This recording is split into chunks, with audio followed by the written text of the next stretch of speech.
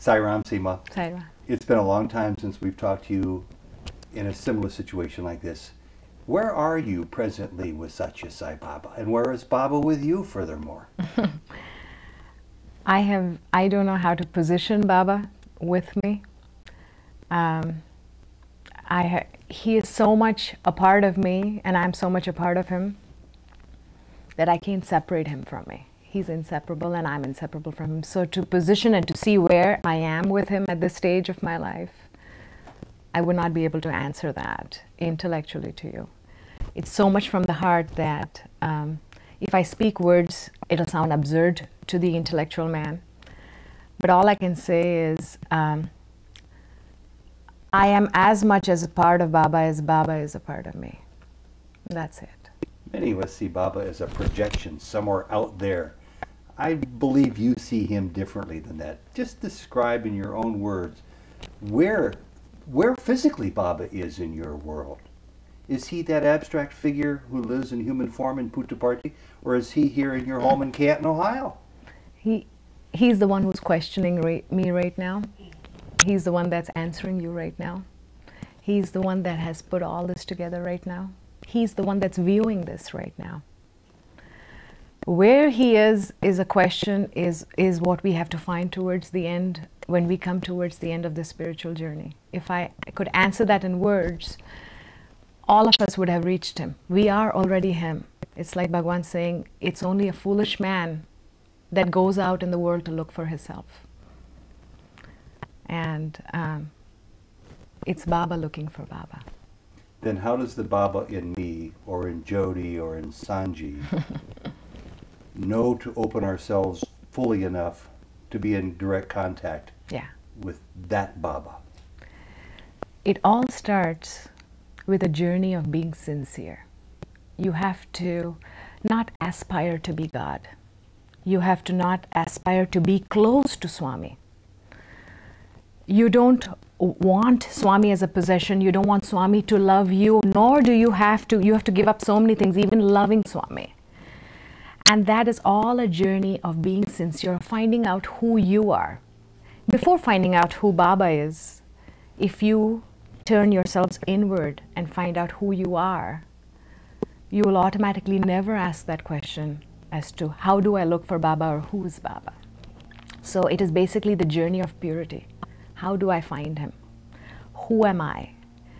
It all starts with the big M that we talk about, the mind, controlling the thoughts, living day to day, simply, finding worth and contentment in the smallest duty that you do. There is no duty that is small, and there is no duty that is large. We look at everything as a worth. If we go out to work, we get our paychecks, we find that a large part of our duty. If we had to wipe off that table, that can wait because that's a small part of our duty. And all that has to go because as every small job that you do, every small work that is done has to be done in the presence of God, until you realize that his presence was nothing but your own self. So it's all a journey of purity and sincerity. You start with being truthful to finding out not who Swami is, but who you are.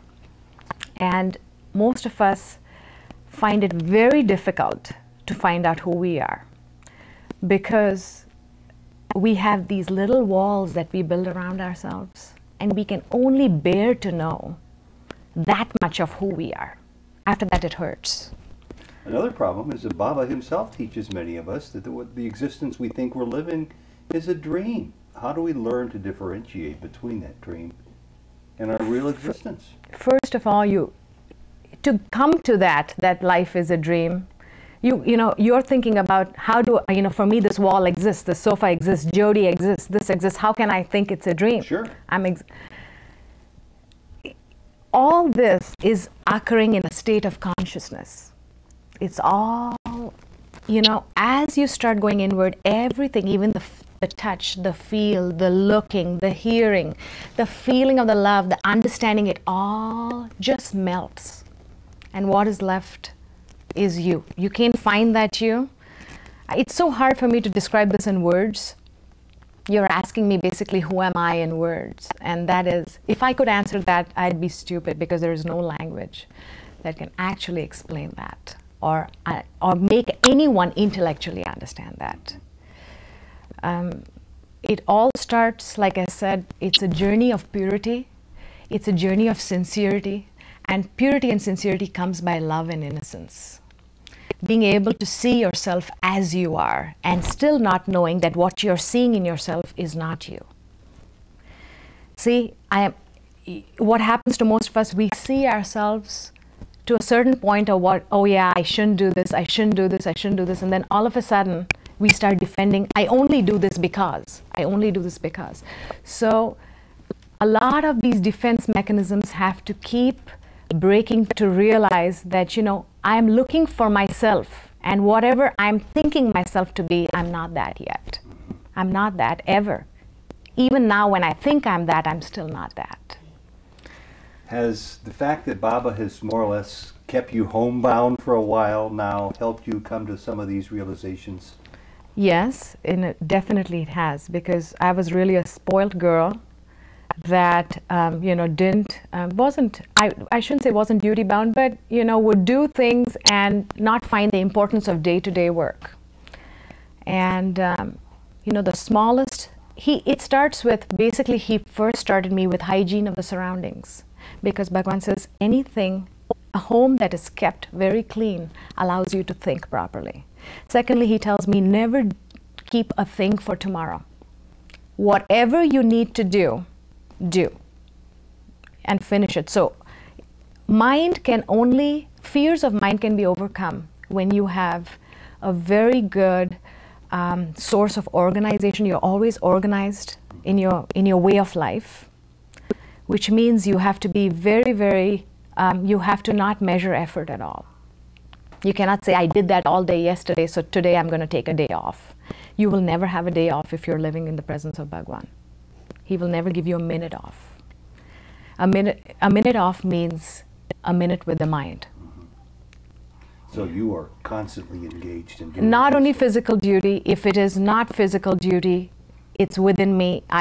You know, like I say he speaks, but it's my own, it's the soul that speaks within you.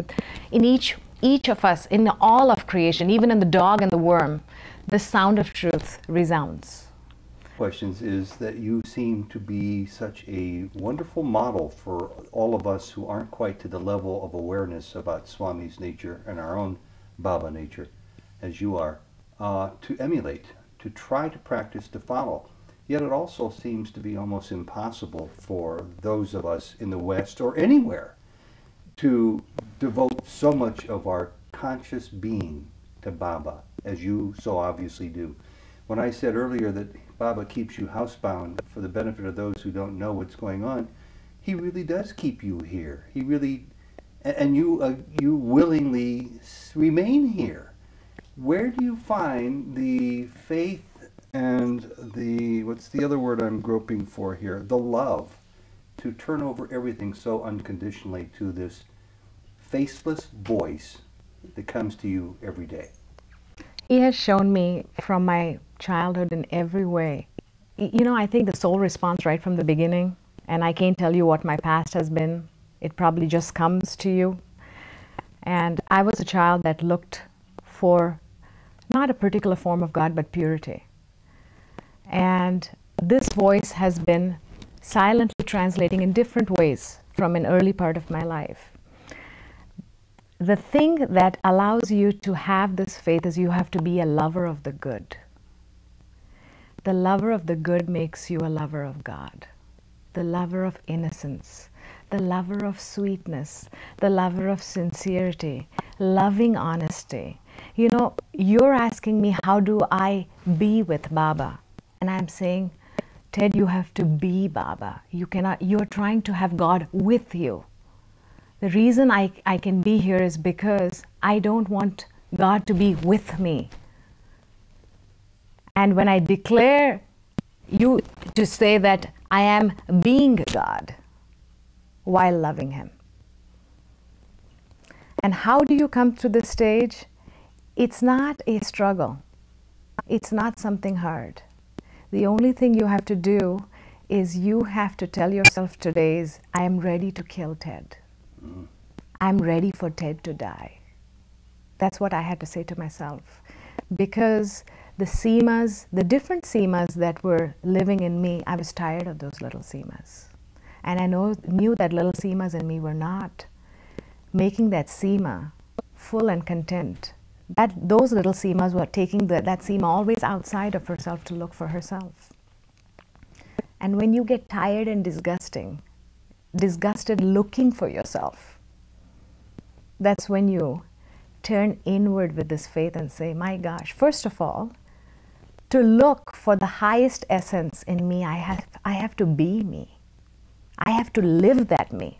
You can't walk around with these books. Obviously, what has not brought you here today is not, you have all the books that you can possibly read. So knowledge is freely available where it can be bought. Then what is it that brought you here to me today? The use of that knowledge. Correct? Mm-hmm. And even while you're seeing me right now, you're making so many impressions of me. Correct? When you make impressions and judgments of me while you're speaking to me right now, parts of it, of the truth that I'm still trying to give or emanate, you're diluting it because that Ted in you is alive. Okay? Now you have to be aware of that Ted that is making you not you at constantly. And that's the practice I did in these 4 walls. If anybody hurt me intellectually, verbally, I would search for that thing in me that got hurt and killed that. Do you understand? Yes. It was a slow death of Seema that occurred. It's a practical lesson I can take from this. Are we to all one day live, for example, as you're living, in our homes? No, I am not. See, don't consider this as a jail. I go out, I do everything that I have to, but it's not that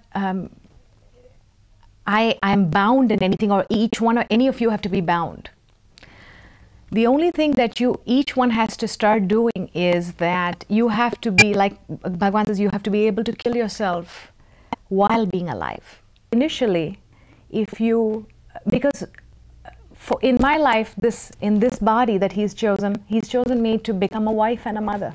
I cannot walk around in a white sari, just being drabby. I have a husband who I still have my duty towards, correct? Mm-hmm. And I still have a household to run. And I still have children to look after and punish and talk and do all these normal things.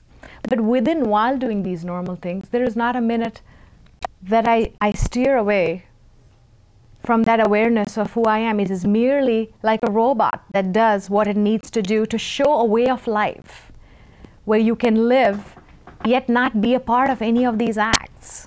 But I would like to give you an opportunity to conclude this session, this second interview, with whatever you feel should be said that hasn't been asked about you, that could be something for anyone to feed on who's hungry to learn more about. Let me end it with a song then, because Bhagavan had asked me to take, and most of these songs have tremendous depth and messages. I don't know which one Bhagavan would choose today, but it's really interesting because 5 minutes ago I was thinking about asking you to sing a song to conclude. So you read my mind, or I read somebody else's mind. What are you going to sing for us? Well, you know what? You were talking about breaking the eye, and I'll tell you what, there's only when we break the eye. The only reason we don't break the eye is we are not leaving our present moment completely in God. Okay, so I sing to this song. Okay. This song is a song that should become each one's life. Yes. And it's, pray to the Lord and say, I surrender, surrender. Come to me each day, I surrender, surrender. Lead me, Lord, to thy way, I surrender, surrender. Hold me close to thy name, I surrender, surrender. Take my thoughts away, I surrender, surrender. Chase my fears away, I surrender, surrender. Carry me, Lord, when I stray. I surrender, surrender. Bind me to thy rays. I surrender, surrender. Let me see thy holy gaze. I surrender, surrender. Let me follow thy sacred way. I surrender, surrender. Keep me ever in thy love. I surrender, surrender. A promise I've made with my heart. I surrender, surrender. Seema, thank you very much. And Sairam. Saira.